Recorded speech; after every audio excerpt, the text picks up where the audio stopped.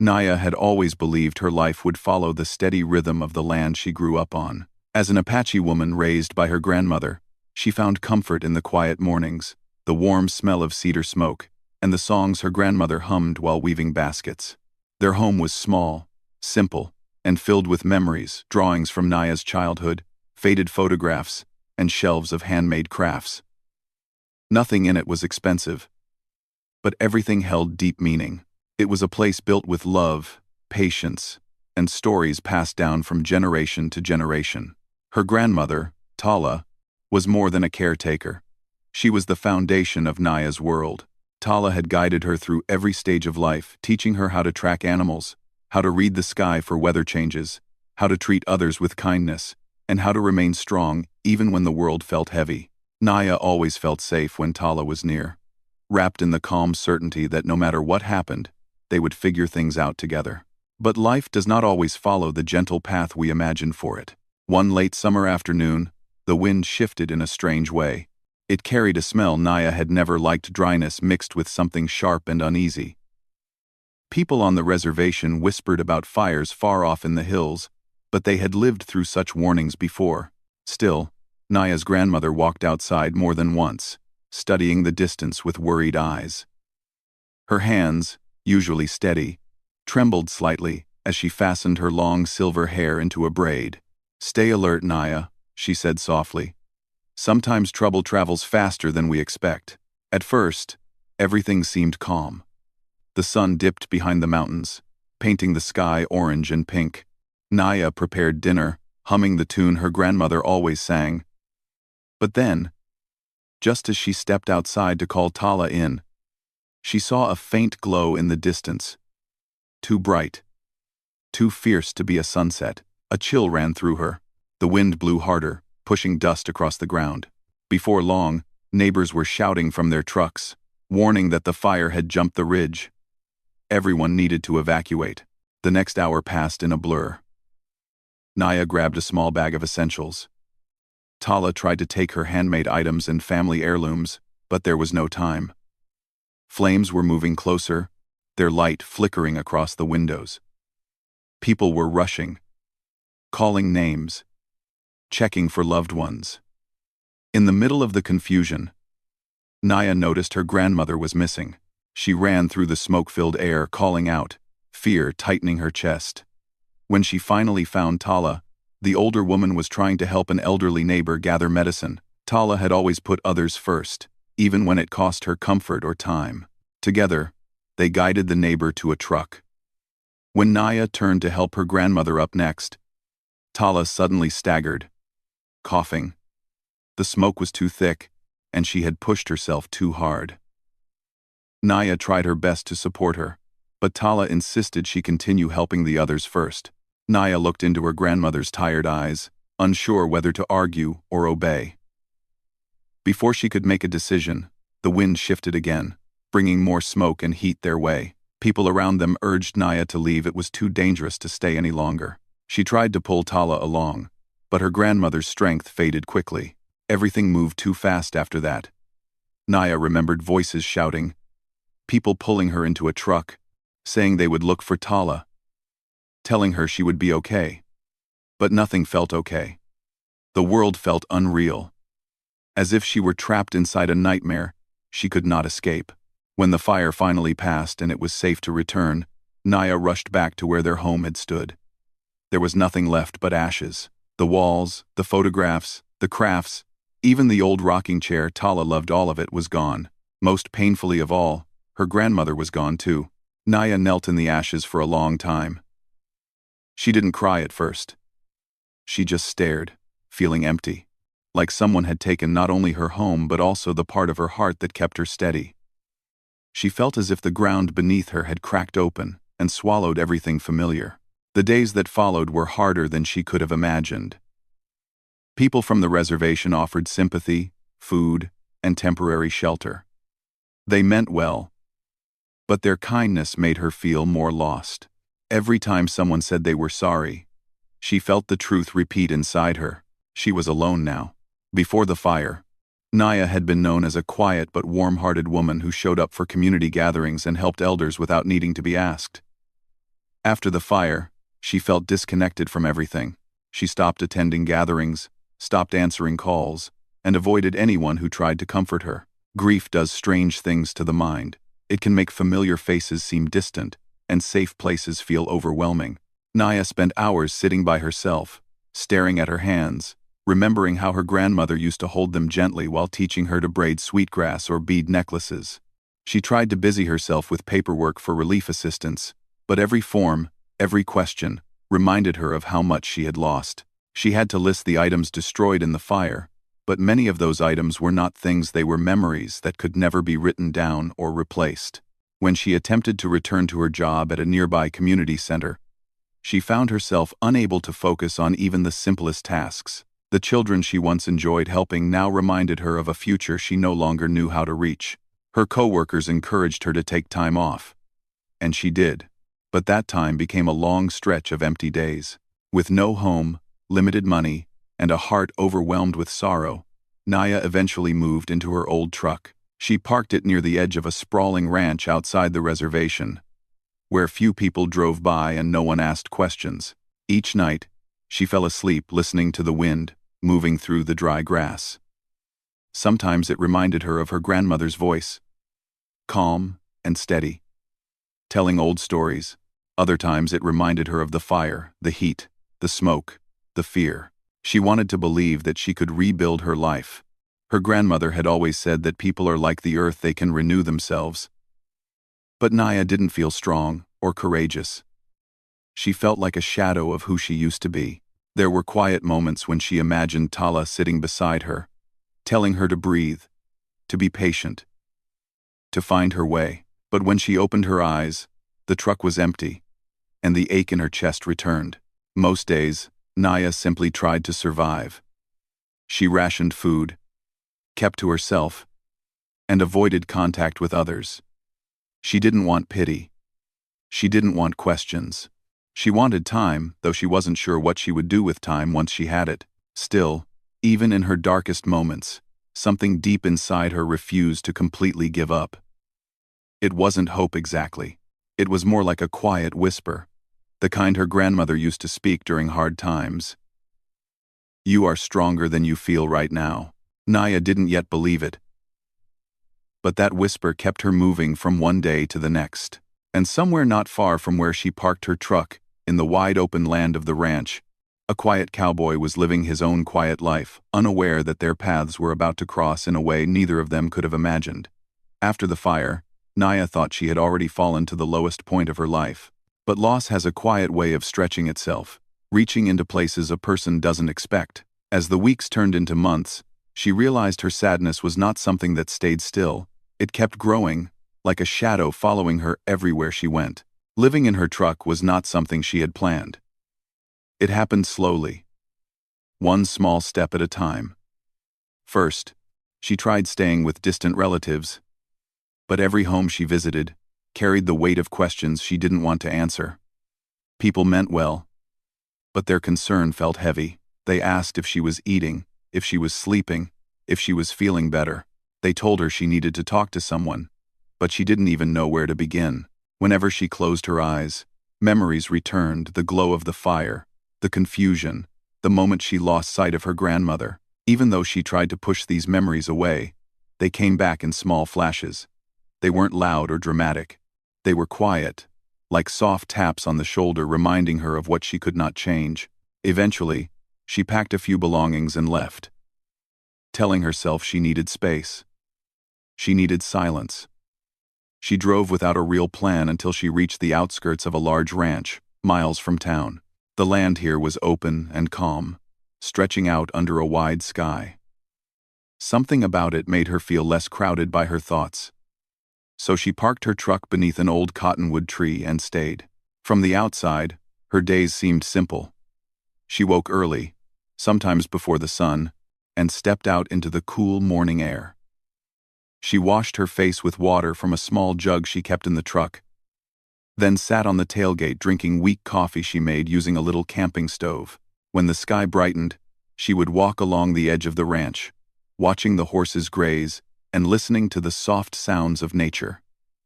These small routines gave her something to hold on to, but inside, she carried a heaviness that she kept hidden. She didn't always understand her own emotions. Some days she felt numb, unable to feel anything at all. Other days, she felt overwhelmed, like a wave of sadness was pressing against her chest. She wished she could talk to her grandmother one more time, ask her how to move forward, how to rebuild a life that no longer felt whole. As the days passed, Naya grew quieter. She had once enjoyed conversations, even if she wasn't talkative by nature. Now, she avoided nearly everyone. If someone walked near the ranch fence, she stepped away. If she visited a store, she kept her eyes down and finished quickly. She didn't want to explain herself. She didn't want anyone to notice how lost she felt inside. Her world became very small. Her truck, the cottonwood tree, the open land, and the long, silent hours that filled each day. Though she didn't realize it, people had begun to worry about her. Some from the reservation said they seldom saw her anymore. A few thought she might have left completely. Others assumed she was staying with friends.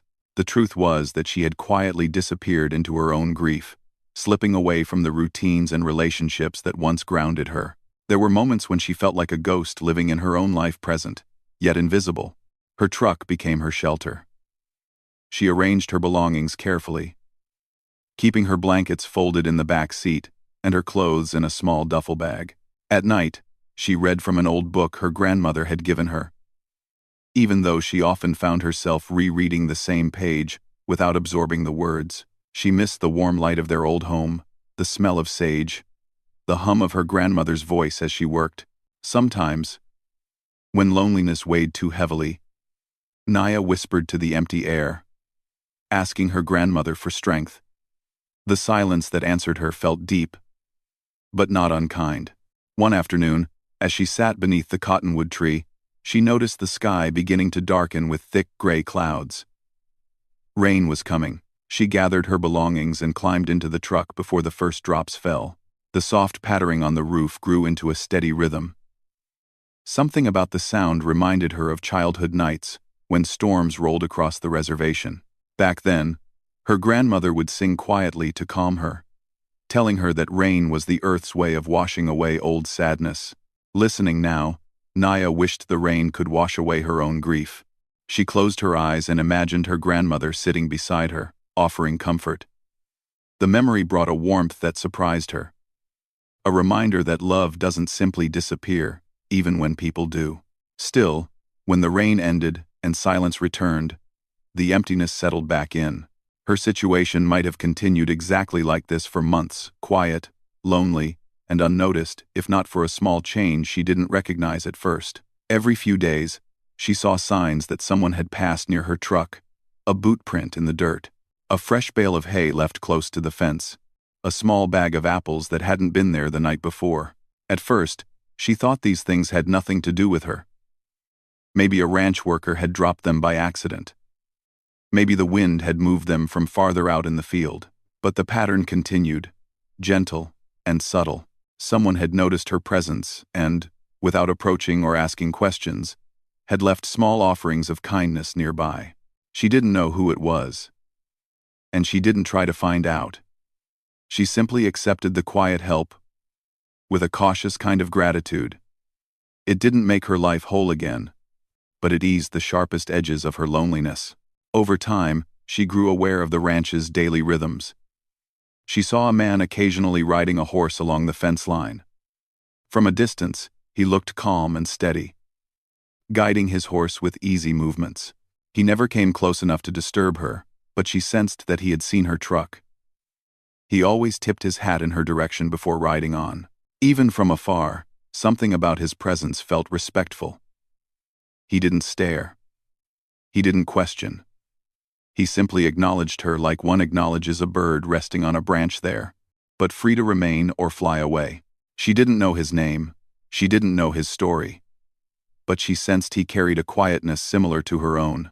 Some evenings, after the sun dipped below the horizon and the ranch lights glowed softly in the distance, Naya wondered what kind of man he was, why he seemed so gentle, why he didn't chase her away. why he left those small gifts.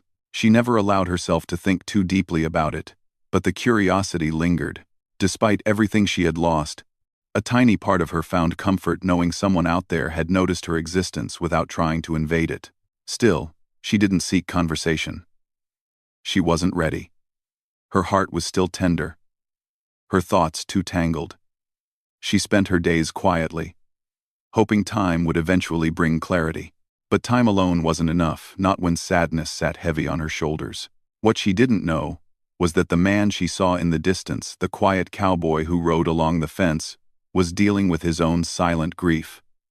The ranch, the routines, the calm surface he showed the world were pieces of a life shaped by loss as well. He understood, better than most, the look of someone trying to find their footing again after everything had changed.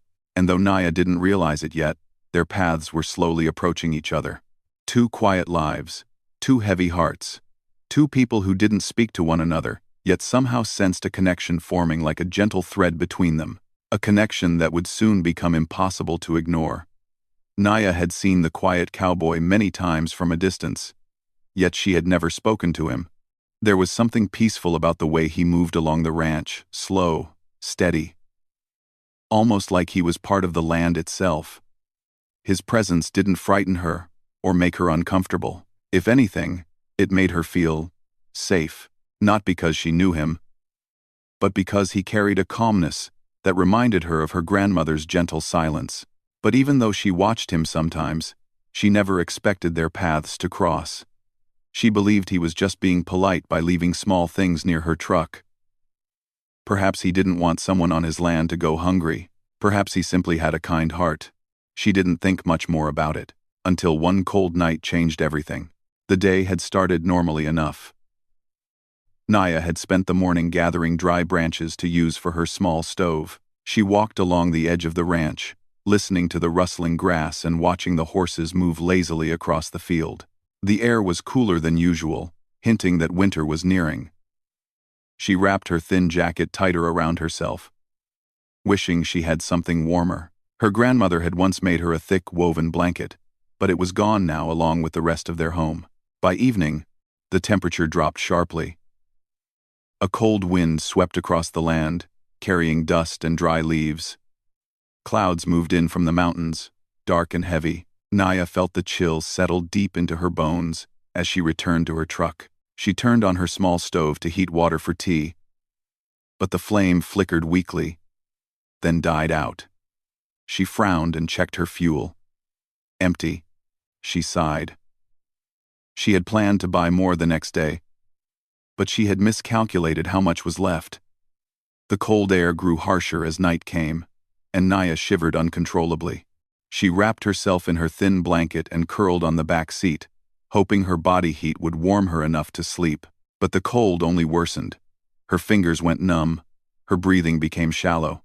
She felt dizzy, lightheaded, as if her thoughts were drifting away from her.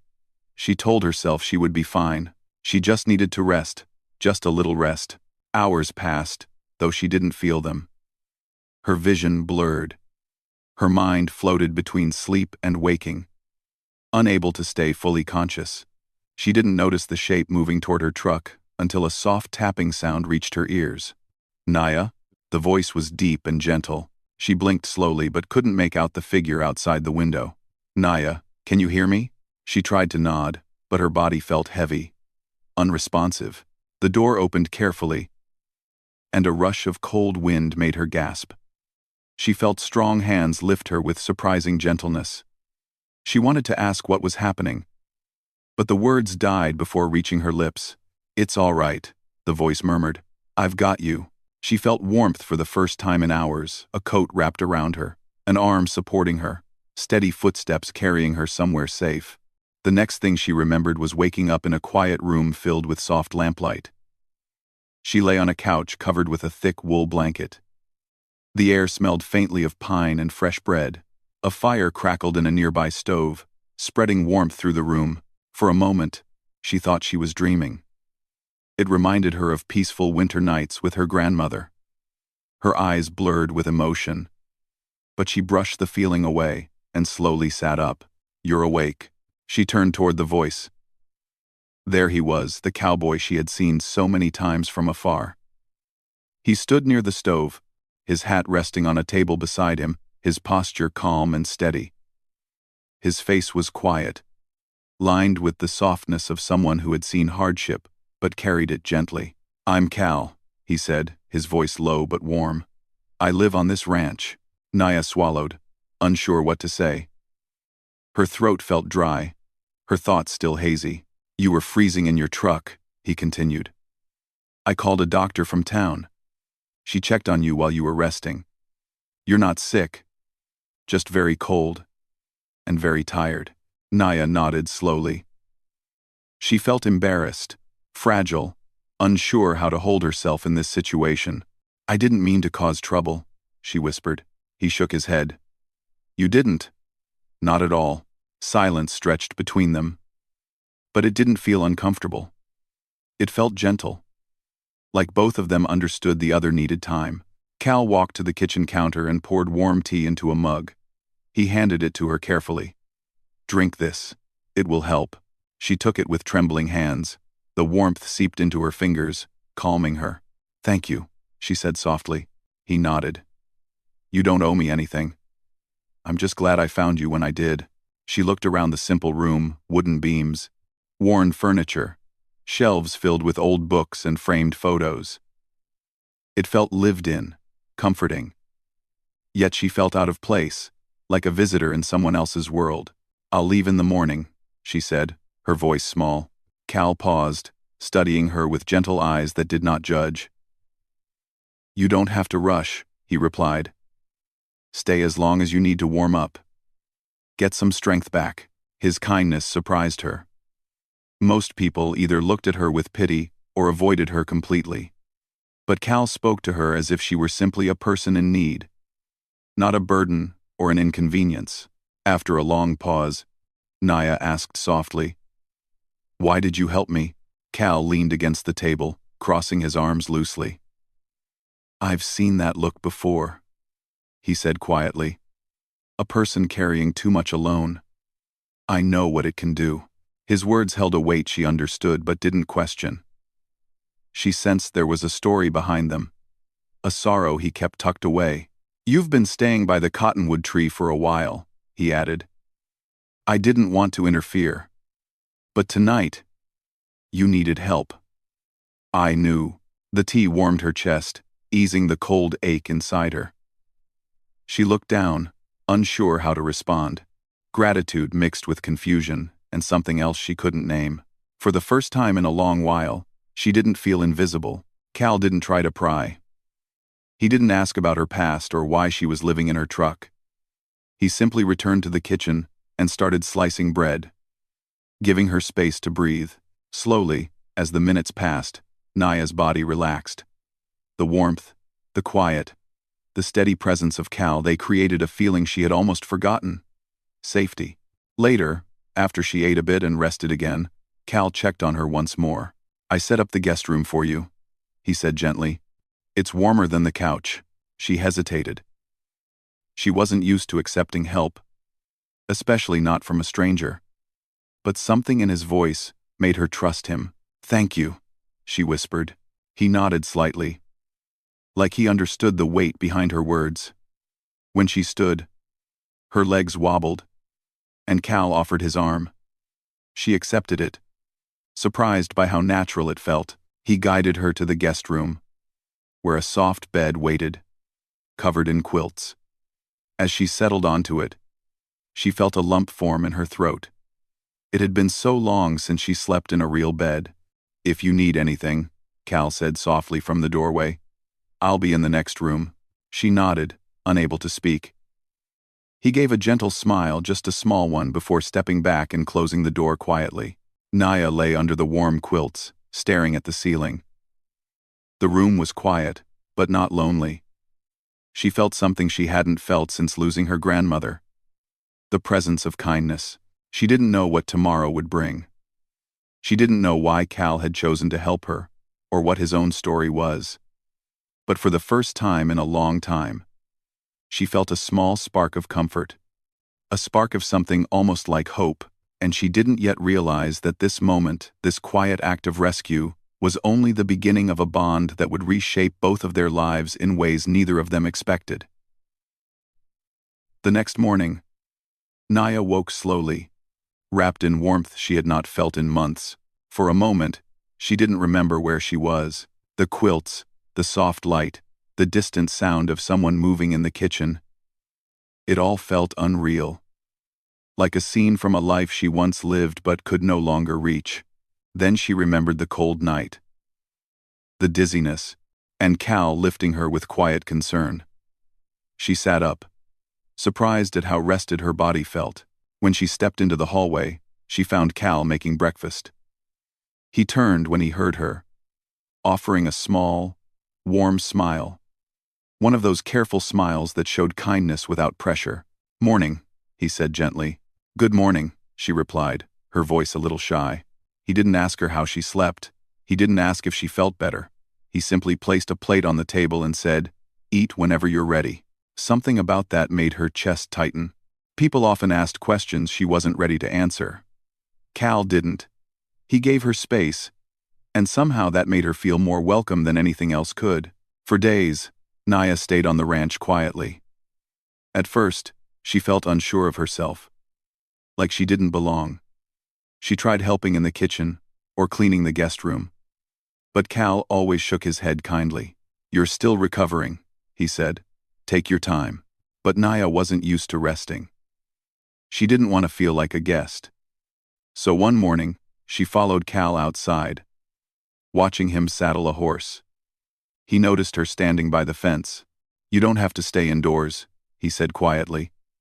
"If you want to walk around, you're welcome." Naya nodded, then surprised herself by asking, "Can I help?" Cal paused, checking the saddle straps. "Only if you want to." She did want to. Helping made her feel useful again, like she was slowly stepping back into the world. So she started with small tasks: feeding chickens, collecting eggs, sweeping the porch. Cal gave instructions only when she asked, never assuming she didn't know something. Working beside him became strangely comforting. He moved with steady purpose, never rushing, never raising his voice. He didn't fill the air with unnecessary conversation. Instead, he let silence sit peacefully between them, like an old friend. Naya found she could breathe easier around him. One afternoon, after feeding the horses, Naya sat beside the corral watching the sun sink behind the hills. Cal joined her, leaning against the fence. "You're doing well," he said quietly. She shrugged. "I don't know. I just do little things." Quote, "Little things matter," he replied. "They always have." His voice carried a softness that made her look at him more closely. There was a stillness in his eyes, but also something else, a deep sadness that flickered like a shadow. "You've helped me more than you know," she murmured. Cal shook his head gently. "You helped yourself. I only opened the door." His words sat in her heart, warm and surprising. She was so used to feeling helpless that the idea of helping herself felt strange, yet comforting. As the days turned into weeks, Naya grew stronger physically and emotionally. She began waking early, joining Cal for morning chores. The quiet rhythms of ranch life soothed her. The soft snorts of horses, the clucking of chickens, the crunch of gravel under boots. These sounds reminded her of home, of simpler times before her world fell apart. Sometimes, while working, she felt her grandmother's presence in small moments, in a soft breeze, in a bird's song, in sunlight warming her face. She began reconnecting with traditions she had pushed aside since the fire. She hummed old Apache songs under her breath, whispered thanks to the earth before gathering herbs, and closed her eyes to feel the land beneath her feet. Cal never asked questions about her habits. He simply respected them. One evening, as they sorted tools in the barn, Cal broke the silence unexpectedly. "You don't have to tell me anything," he began. "But if you ever want to talk about what happened, I'll listen." Naya's hands froze around the rope she was coiling. She had not spoken about the fire, not really. People had tried to ask before, and she always shut down. But something in Cal's voice felt different. He wasn't asking out of curiosity. He was offering a space where she could let go. She swallowed hard. "I lost my grandmother," she whispered. The words trembled.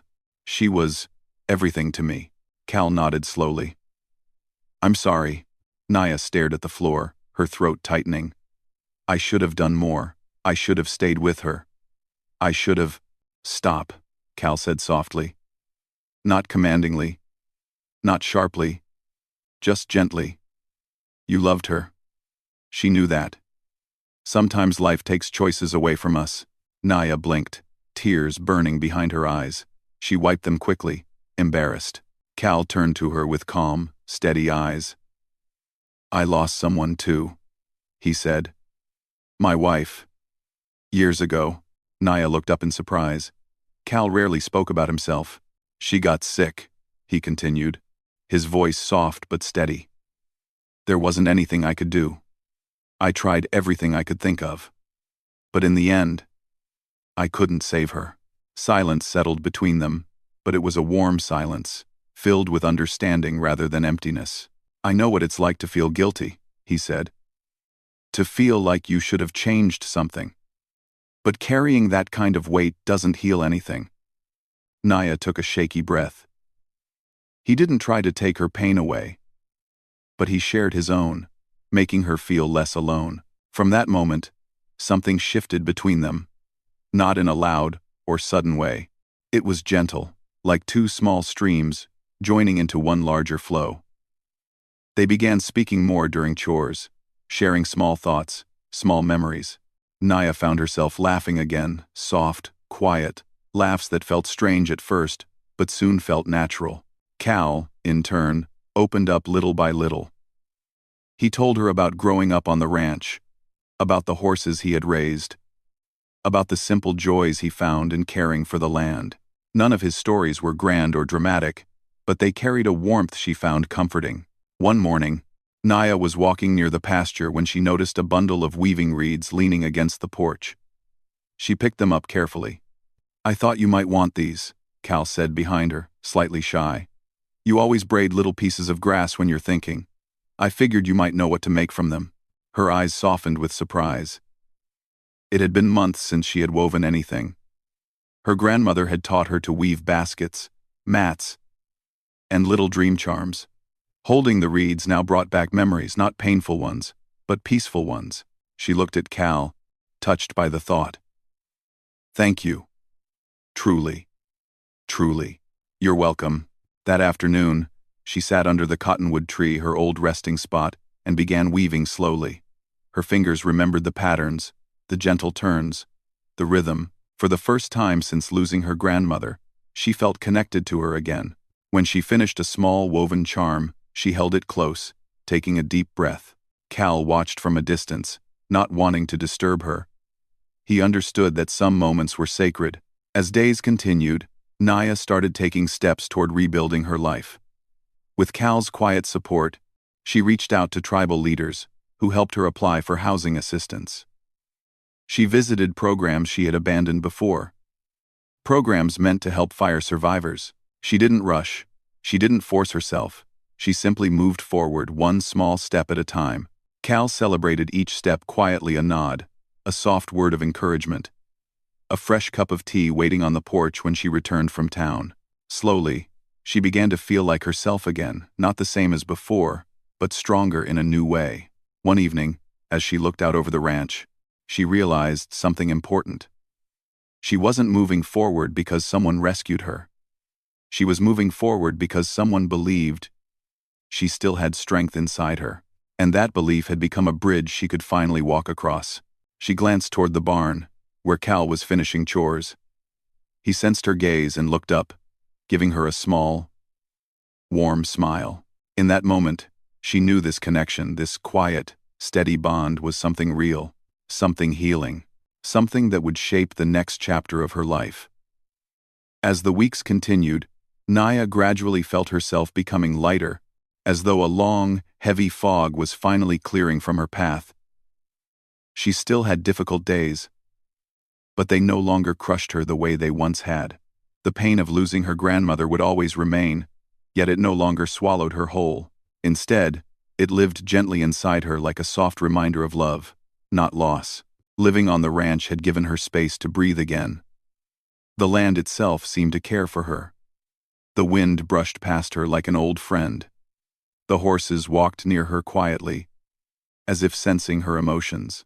Even the sun seemed kinder each morning, warming her shoulders gently as she worked. But the greatest part of her healing came from Cal, though he never claimed any credit.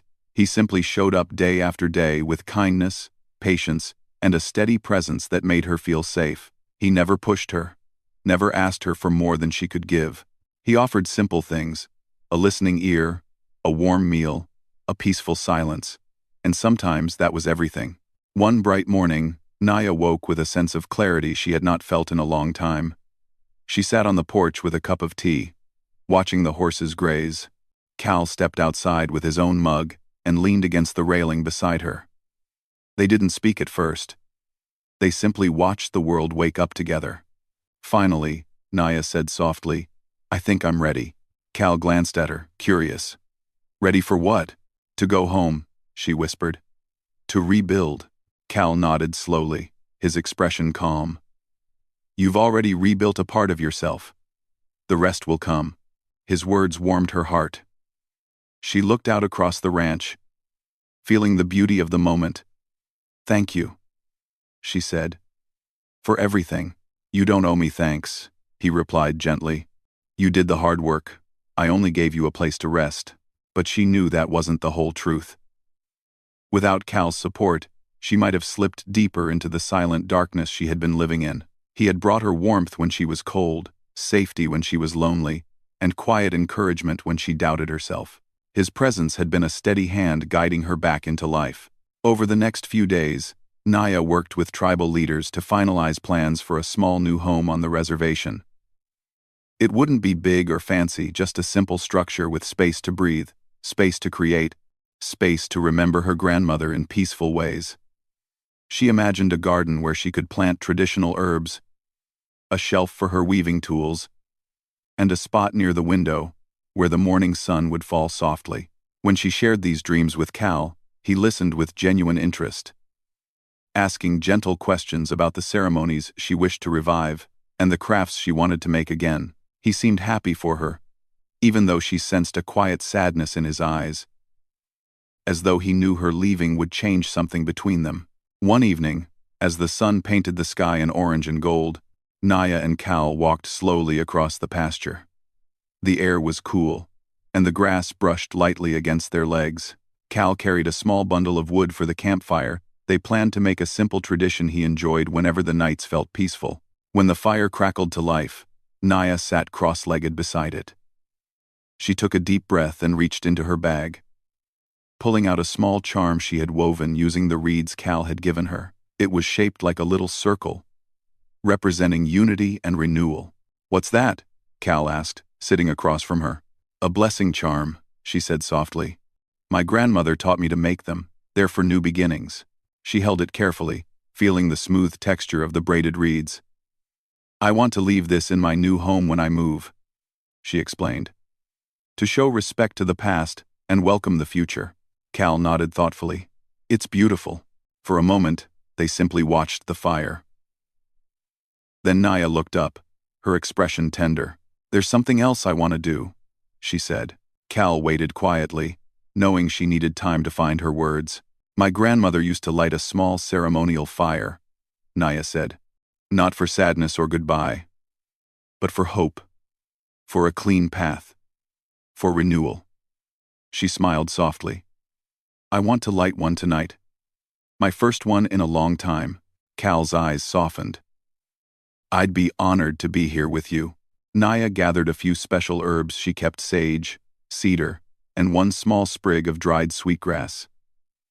She placed them gently onto the flames. The fire crackled, releasing a soft, fragrant smoke that swirled upward into the darkening sky. She closed her eyes and whispered a prayer, not asking for anything, simply giving thanks. Thanks for her grandmother's love. Thanks for the strength that had slowly returned. Thanks for the chance to rebuild her life with a heart that was healing. When she opened her eyes, she found Cal watching her with quiet respect. Not curiosity, not judgment, just genuine warmth. "Thank you for letting me be part of this," he said softly. "You've become part of my story," Naya replied gently. Without thinking, she reached out and placed the small woven charm in his hand. His fingers curled around it slowly. "For you," she said. "So you remember that hope can return, even when life feels empty." Cal looked at the charm for a long moment. Then he looked at her.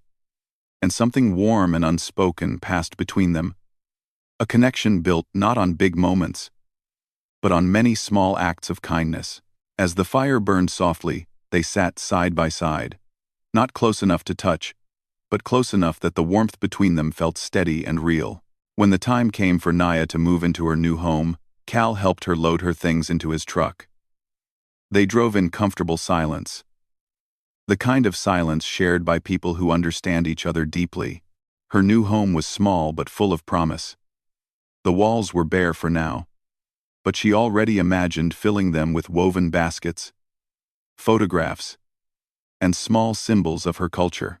As she stepped inside, she felt her grandmother's presence in the stillness, as if Tala were smiling, proud of the strength Naya had found. Cal stood by the doorway, watching her quietly. "It suits you," he said. She smiled. "It does." After carrying the last box inside, they stood together in the warm afternoon light. "I'll visit," Cal said softly. "If that's all right." A gentle warmth spread through Naya's chest. "I would like that," she replied. He tipped his hat in his usual quiet way, then drove back toward the ranch, leaving a small cloud of dust behind him. Naya watched until his truck disappeared over the hill. Then she stepped inside her new home, set the blessing charm on a shelf, and lit a small candle beside it. The gentle flame flickered, filling the room with soft light. This wasn't an ending. It was a beginning. A new chapter shaped by strength, kindness, and unexpected connection. As night fell, Naya stood at the doorway of her new home and whispered a quiet promise to herself. She would grow again.